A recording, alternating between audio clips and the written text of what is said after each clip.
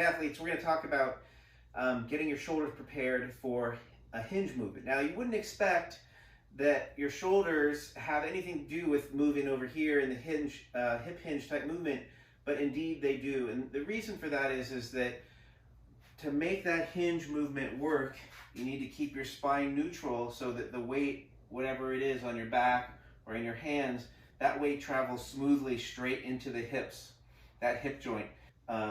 So the first thing that you do is you want to make sure that you have some external rotation in your shoulders, because when you get into that position, especially for the good morning, when you get into this position, it requires your elbow behind your back and really your hands behind your back as well, behind your spine. So that requires external rotation. The easiest and fastest way of doing that is doing 2 tests on the ground. One is heels, butt, low back, shoulders. Put your hands up over your head. Make sure your elbows are straight.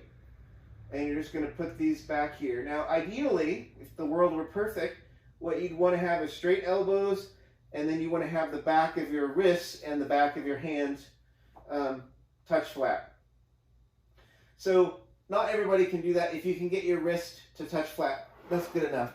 Second thing, we're going to take this, make sure that the back of the hand here sits flat, and then we want to have something like this, something close to this. Keep this from rotating forward, but that should be good enough. If it's here or this is here, we need to do some more work.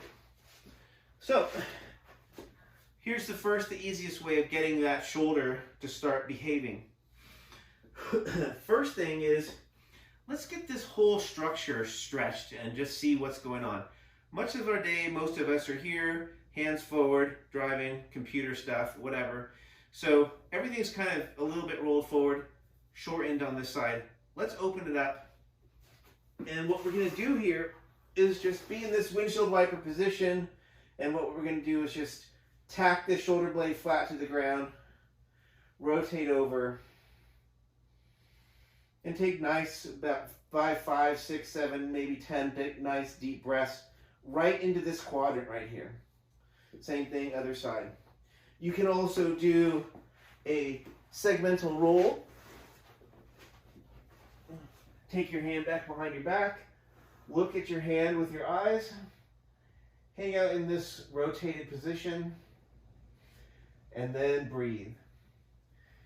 Sometimes you'll notice that breathing is a big part of these stretches. Sometimes you can just be in this position right here. Take your hands, put them on your belly, give you a little bit of kinesthetic connection, focus here.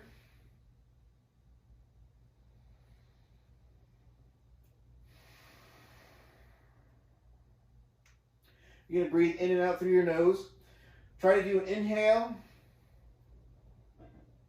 nice and slow. And an exhale, super double slow.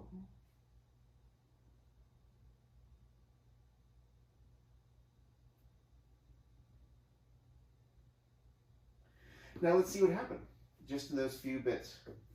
So I still got this. Not a whole change right now, maybe a tiny bit. But if I spend a little bit longer doing that, maybe I'll get a little bit more return on that. So that's the easiest and fastest way. My second thing that I would suggest right here is the pain peanut. It's 2 tennis balls taped together right in the middle of my shoulder blades, maybe up a little bit.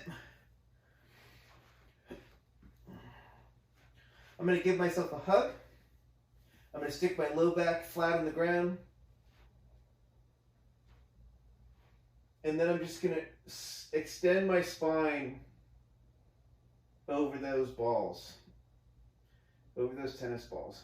Got to keep this spine neutral, flat on the ground, because if you don't, what's going to happen is you're going to arch your back over this. This low back is going to come up and extend, and that's the exact pattern that we want to avoid. We want to be able to extend the thoracic spine where your rib cage is and not move the lower spine at all. A little bit of butterfly action. And let's see what happens. So internal rotation was my weak spot. Probably not critical for this. So I got a little bit better here. Just from getting my spine to work a little bit better. And I leave it to smarter people to tell you why that is. First, I do a little bit of breathing, see if that changes something. Then the second thing I would do is do a little bit of twisting and breathing, see what that does. Have a test, whether it's your supine overhead lying position test, or maybe just the basic internal-external rotation test. And then from there, if that doesn't work, I might use a little bit of foam roll on my back or the pain peanut on the back. Any of those, let me know if you need some more suggestions, but those should cover most people. And so if you have questions, let me know. Otherwise, good luck with your overhead squats and your good mornings.